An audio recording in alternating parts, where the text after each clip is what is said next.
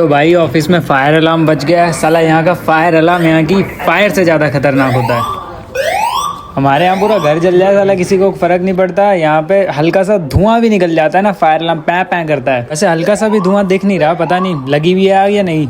भाई ये यूनिवर्सिटी वाले ना मस्त सरप्राइज़ देते रहते हैं। मॉक ड्रिल है यार ये। चलो कोई नहीं, इसी बहाने थोड़ा ब्रेक मिल गया और हरियाली देखने को मिल गई। वैसे यूनिवर्सिटी है तो यार बहुत खूबसूरत, देखो।